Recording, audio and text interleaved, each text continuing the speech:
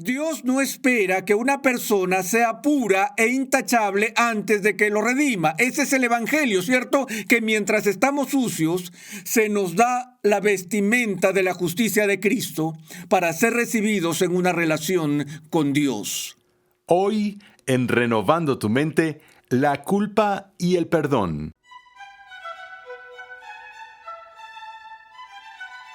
La culpa requiere perdón, y el perdón verdadero solo puede venir de Dios. Este es el sexto y último episodio en la edificante serie Cómo agradar a Dios. En esta serie el Dr. R.C. Sproul nos ha mostrado cómo ser diligentes para vencer a nuestros enemigos, el mundo, la carne y el diablo. La Biblia enseña que los que confían en Cristo para la salvación tienen la seguridad real de que la culpa de su pecado ya no existe y que el perdón de Dios les ha sido concedido gratuitamente. Pasemos una vez más al salón de clases a escuchar al Dr. R.C. Sproul mientras considera por qué algunos cristianos aún no sienten que Jesús los ha liberado. En nuestra última sesión vimos la enseñanza del Nuevo Testamento sobre el papel de Satanás en la vida del cristiano y vimos a Satanás como el tercero de los tres obstáculos para el crecimiento cristiano. Aprendimos que hay muchas personas que no toman a Satanás muy en serio en estos tiempos. Recuerdo cuando estaba en la escuela de posgrado en los Países Bajos con mi profesor Berkauer, él hizo un comentario, fue solo un comentario de improviso, un día en una clase que me quedó grabada para siempre. Alguien estaba haciendo una pregunta sobre este tipo de cosas, sobre demonios y ángeles y Satanás y otros, y él simplemente hizo una pausa y dijo, caballeros, dijo, sin demonología no puede haber teología. Lo que él quiso decir con eso simplemente fue que la misma fuente que usamos, de la cual sacamos nuestra comprensión de Cristo, de Dios Padre, del Espíritu Santo, es la misma fuente que nos habla de la realidad de Satanás. Ahora, mencioné en nuestra última sesión que, a mi juicio, uno de los papeles más tremendos de Satanás en la vida del cristiano está en el trabajo de acusación. Hice una distinción de eso con la tentación. La tentación es a dónde vas. ¿No te gustaría involucrarte en esto? Esto es lo que realmente te haría feliz y tan solo comprometes tu ética en este momento y así por el estilo. Así es la tentación. La acusación es esa situación por la cual Satanás atormenta la conciencia del creyente. Ahora, quiero, si es posible, ver un ejemplo de esta actividad de acusación satánica que encontramos en el Antiguo Testamento en su libro favorito, el libro de Zacarías. Todo el mundo lee eso para sus devocionales diarios, ¿verdad? El libro de Zacarías, comenzando en el capítulo 3. Zacarías, capítulo 3. Entonces me mostró al sumo sacerdote Josué, que estaba delante del ángel del Señor, y Satanás estaba a su derecha para acusarlo. El escenario es este. Aquí está el que ha sido elegido y llamado por Dios para el ministerio. Es un ministro. Y este ministro está de pie en presencia de un ángel. Ahora, uno pensaría hasta ahora que esa imagen, esa escena es muy positiva e inspiradora, pero justo a su lado, al otro lado de aquel donde el ángel está el ángel caído, el ángel malévolo, el ángel malicioso, quien estaba parado allí acusándolo. Ahora, ¿de qué lo acusa? Y el ángel del Señor dijo a Satanás: el Señor te reprenda, Satanás. Repréndate el Señor que ha escogido a Jerusalén. ¿No es este un tizón arrebatado del fuego? Y Josué estaba vestido de ropas sucias en pie delante del ángel. ¿Ves lo que está pasando aquí? El sacerdote aparece en la presencia de Dios y su ropa está sucia. La gente me pregunta, ya saben, si me pongo nervioso antes de hablar frente a un grupo. Y digo, ya saben, por cortesía se dice que debemos decir que no hay tal cosa como una pregunta tonta, pero esa pregunta es tonta. Eso es como Claude Harmon en el evento previo al torneo Master hace varios años. Él tenía varios hoyos en uno consecutivos en el campo de golf. Dije que dejaría de contar historias de golf, pero tenía que guardar hoyos en uno consecutivos. Y después, en la conferencia de prensa, un reportero de un periódico levantó la mano y le dijo: señor Harmon, es la primera vez en su carrera que ha tenido un hoyo en uno consecutivo. Esa es una pregunta tonta, pero vemos a Josué y su ropa está sucia. Eso indica que hay una mancha o algo que está quitándole la pureza de su cargo y de su misión. Es eso lo que Satanás ve y en lo que se enfoca. ¿Y qué es básicamente lo que está haciendo? Le está diciendo al ángel, le está diciendo a Dios: mira a este hombre, él no está en condiciones de ser un ministro en tu presencia. Su ropa está sucia. He tenido ese tipo de sueños. Dije que me ponía nervioso antes de pararme frente a un grupo. Me pongo tan nervioso que a veces tengo pesadillas. Y sueño, esto es el tipo de cosas que sueño. Sueño que debo hablar en una iglesia el domingo. Y llego a la iglesia y es hora de que empiece el servicio y no tengo zapatos. O no tengo camisa blanca. O no tengo corbata. En otras palabras, no estoy vestido adecuadamente. Ahora, me imagino que un psiquiatra podría tener un día de trabajo con eso. Estoy seguro. No es que nunca sueño que olvido lo que iba a decir, y eso es lo que me preocupa antes de ir. Me refiero a lo que realmente me preocupa eso. Voy a tener algo que decir, me voy a olvidar de una parte. ¿Qué le voy a decir a esta gente? Así que nunca me preocupo conscientemente. Voy a aparecer allí sin un par de zapatos, o sin corbata, o sin camisa blanca, pero cuando duermo, esas son las cosas con las que sueño. Creo que sería tan vergonzoso pararme frente a 2,000 personas y no tener la ropa adecuada puesta. Somos muy conscientes de ese tipo de cosas, ¿no? Pero imagina a un sacerdote siendo conducido a la presencia de Dios. Y recuerden que las ropas sacerdotales en el Antiguo Testamento fueron ordenadas y decretadas por prescripción detallada de Dios mismo. Dios dijo: esto es lo que quiero que los sacerdotes usen. Y se nos dice en el Antiguo Testamento que las ropas del sacerdote fueron diseñadas con belleza y gloria para que Dios fuera honrado por la magnificencia de las ropas del sacerdote. Y he aquí que el sumo sacerdote viene a la presencia de Dios con suciedad en todas sus ropas. Y Satanás reacciona a eso. ¿Qué estás haciendo aquí? No perteneces aquí. Este no es un lugar para gente sucia. Esta es la presencia de Dios. Y en medio de la acusación, Dios abre su santa boca y habla y dice: Satanás, cierra ahora la boca. ¿No es este un tizón arrebatado del fuego? ¿Cómo amo ese pasaje? Me fascina esa declaración de Dios. ¿A ustedes no? Es decir, piénsenlo. ¿Alguna vez han estado acampando en el bosque y han calentado malvaviscos? Consigues un palo y lo pones en el fuego. Haces una pequeña fogata en base a ramas y al final te aseguras de apagarla muy bien, de tal manera que no des inicio a un incendio forestal y luego tengas que lidiar con el guardabosques del oso yogi y te dé un gran discurso y pases un mal rato y te ganes una multa. Cuando sacas el palo con malvaviscos, después de comerlos, quieres limpiarlo. ¿Alguna vez has tratado de mover algunos de esos palos que han sido carbonizados por el fuego?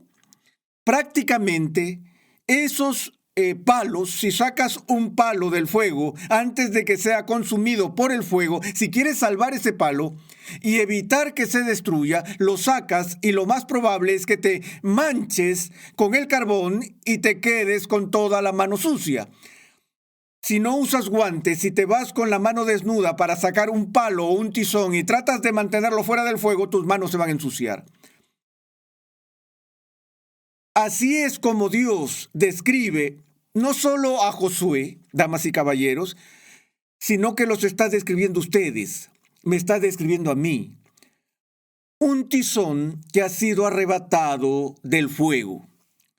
Entonces, cuando Dios te redime, cuando Dios te rescata y te saca de las llamas, Él ensucia sus manos. Cuando Él te rescata, eres un tizón arrebatado del fuego. Eso significa que estás cubierto de creosota, estás cubierto de carbón, eres un desastre sucio.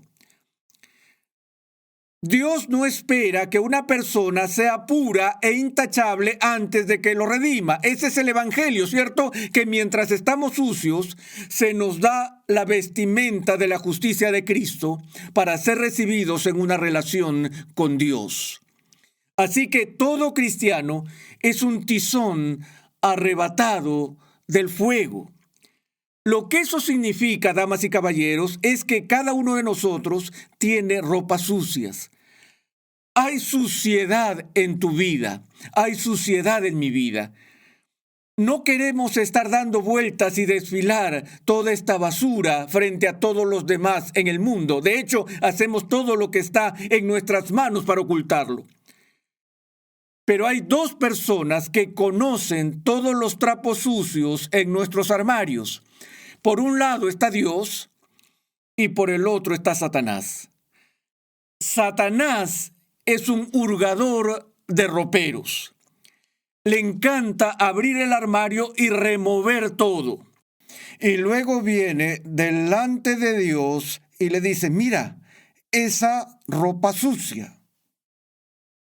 El Señor te reprenda, Satanás. ¿No es este un tizón arrebatado del fuego? Ahora Josué estaba vestido con ropas sucias y se paró ante el ángel, y éste respondió y dijo a los que estaban delante de él diciendo, quitadle las ropas sucias. Y él le dijo, mira, he quitado de ti tu iniquidad y te vestiré de ropas de gala. Después dijo que le pongan un turbante limpio en la cabeza, y le pusieron un turbante limpio en la cabeza y le vistieron con ropas de gala, y el ángel del Señor estaba allí. ¿Ves lo que está pasando aquí? Es que cuando Dios redime a este hombre del fuego, la persona todavía tiene ropas sucias. Pero Dios no se detiene. Dios pasa por el proceso de reemplazar esas ropas sucias por prendas limpias. Y Él promete hacer lo mismo por cada uno de ustedes. Él pone un nuevo turbante en tu cabeza, una nueva vestimenta en tu cuerpo, que está libre de todas esas imperfecciones. Pero mientras tanto, mientras vivimos nuestra vida en presencia de Dios, tenemos que escuchar a ese enemigo que constantemente nos recuerda nuestros pecados para acusarnos, quitarnos la paz y nuestra comunión. Ahora, sé que los cristianos debaten para conocer si es posible o no saber con certeza que son redimidos.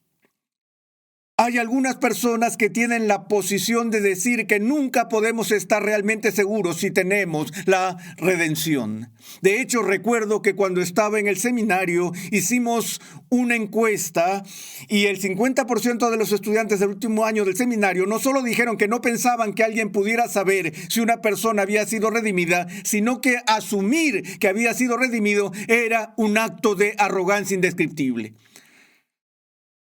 Ahora, mi posición es que no solo puedes saber si tienes la redención, sino que es tu deber saberlo, porque Dios nos manda a asegurarnos de cuál es nuestra condición ante Él. Y personalmente creo, damas y caballeros, que una de las doctrinas más importantes que un cristiano puede aprender y aprenderla temprano en su caminar es la doctrina de la seguridad de la salvación. Necesitas saber si estás en un estado de gracia o no estás en un estado de gracia, porque si no lo sabes, eres totalmente vulnerable a la parálisis producto de la acusación del enemigo. Recuerda que Josué estaba escuchando esta conversación. Josué estaba allí con sus ropas sucias y él oye la acusación de Satanás. Satanás dice, él está sucio. ¿Qué crees que le habría pasado si esa hubiera sido la única voz que escuchara? Pero gracias a Dios, Dios habló y dijo, cierra ahora la boca, Satanás, este es un tizón arrebatado del fuego. Vemos que los primeros frutos de la justificación, según Pablo, es esto, que siendo justificados nosotros tenemos paz con Dios, acceso a su presencia. La persona con una conciencia atribulada, la persona que está bajo el peso de esta acusación, no tiene paz. Las personas que están en paz con Dios, que saben dónde están, que saben que son redimidas, tienen una libertad que les permite vivir su vida cristiana de tal manera que los convierte en personas de poder en el mundo.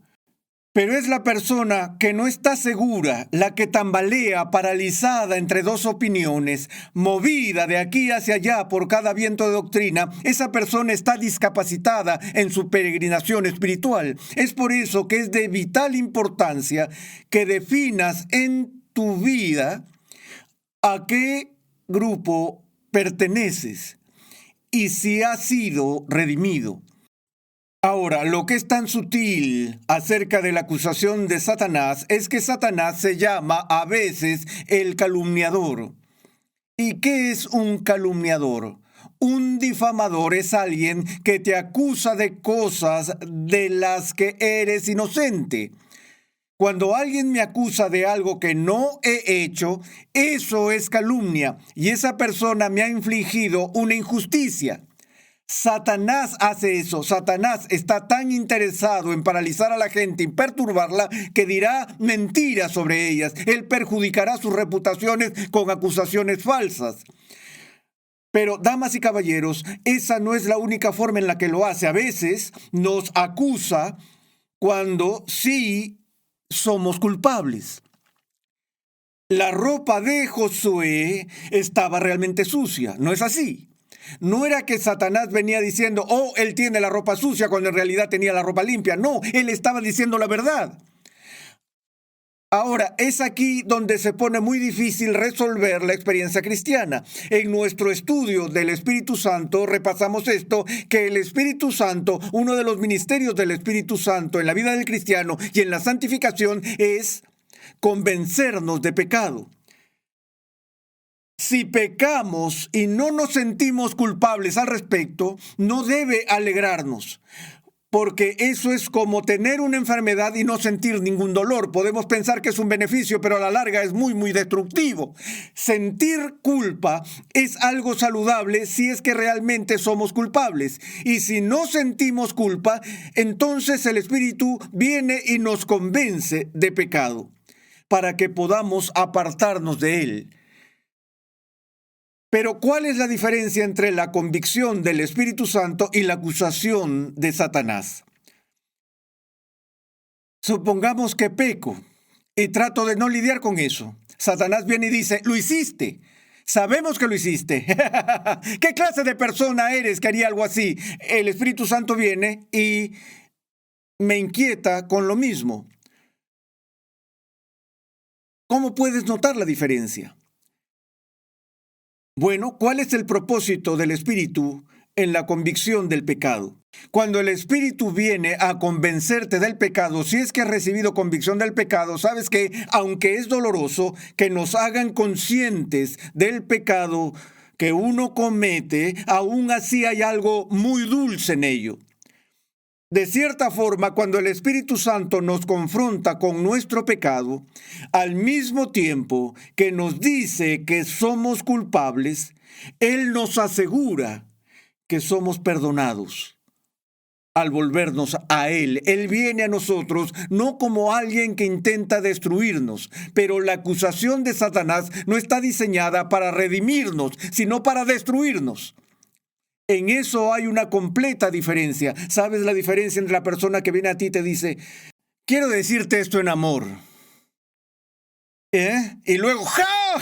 Realmente te clavo el cuchillo. Ahí es cuando quieres decir, fuera de aquí, Satanás. Y la persona que realmente te dice que está de tu lado, el Espíritu siempre te dice que está de tu lado, cuando Él te convence por tu pecado. Esa es la respuesta a las acusaciones debilitantes de Satanás. En otras palabras, Satanás nos atacará cuando realmente somos culpables. Y tenemos que saber que existe tal cosa como la culpa verdadera, y el único remedio que conozco para la culpa verdadera es el verdadero perdón. Yo tengo una ilustración favorita sobre este tema. Tenía un estudiante en la universidad que en una ocasión se me acercó y estaba muy inquieta. Ella era cristiana y me dijo, tengo que hablar con usted. Le dije, ¿qué pasa? Ella me dijo, bueno, estoy comprometida para casarme y mi prometido y yo hemos estado involucrados sexualmente. Y me he sentido terriblemente culpable. Así que fui a ver al capellán de la universidad y le hablé de mi problema y el capellán me dijo, el problema contigo es que tienes una conciencia muy sensible y te has convertido en víctima de un tabú victoriano, de una ética puritana de tu sociedad. Solo tienes que entender que las cosas han cambiado. No estás llevando una vida promiscua. Estás involucrada sexualmente con alguien con quien estás comprometida y te vas a casar. Y este es el siglo XX. Esta es la ética sexual de nuestros tiempos. Y tienes que entender que para ser libre de esta culpa que te paraliza, tienes que entender que no eres culpable de nada. La chica me miró, ya saben, ella dijo, pero doctor Sproul, todavía me siento culpable. De inmediato estábamos en medio del gran misterio de la culpa. Aquí está la diferencia entre lo que yo llamo objetivo y subjetivo.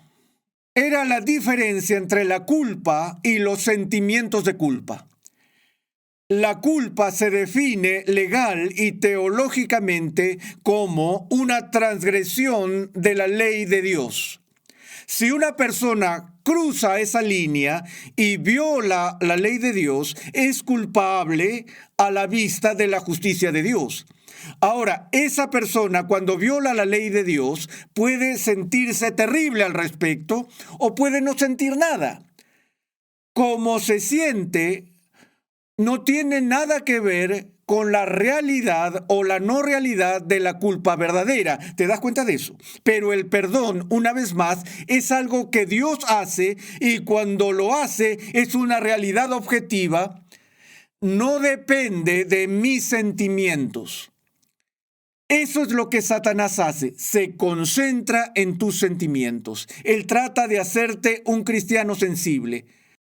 De modo que solo estés tan seguro de su perdón dependiendo de cómo te sientes en un determinado momento. Por eso la fe, damas y caballeros, viene de escuchar y oír la palabra de Dios.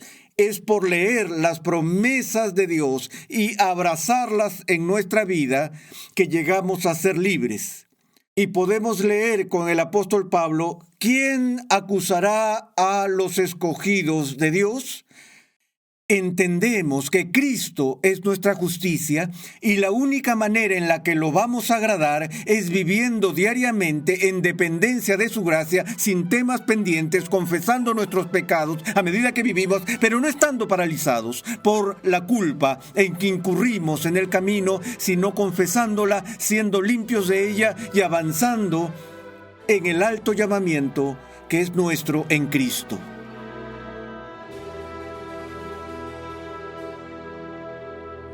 En esta edificante serie de enseñanza hemos visto que Dios llama a todos los cristianos a seguir el objetivo de la justicia y la santidad. Agradar a Dios es nuestro noble llamado, tanto en esta vida como en la siguiente. La vida cristiana no empieza y termina con nuestra justificación. Debemos seguir progresando en la santificación, anhelando todo el tiempo la glorificación final, cuando los remanentes de la carne pecaminosa serán mortificados completa y definitivamente. Como dice el credo apostólico, anhelamos y creemos en la resurrección del cuerpo y en la vida eterna. Como cristianos, estamos llamados a llevar los unos las cargas de los otros. Quiera el Señor que esta serie te anime y te ayude con las cargas que llevas y las batallas que enfrentas en tu caminar con Cristo. Renovando tu mente es una producción de los ministerios Ligonier, la confraternidad de enseñanza del Dr. R.C. Sproul. Nuestra misión, pasión y propósito es ayudar a las personas a crecer en su conocimiento de Dios y su santidad. Nuestra programación es posible gracias al generoso apoyo en oración y financiero de cristianos alrededor del mundo. Para hacer tu donación, por favor visita nuestra página web renovandotumente.org. Para contactarnos, por favor envíanos un correo electrónico a programa@renovandotumente.org con tus preguntas, testimonios y comentarios.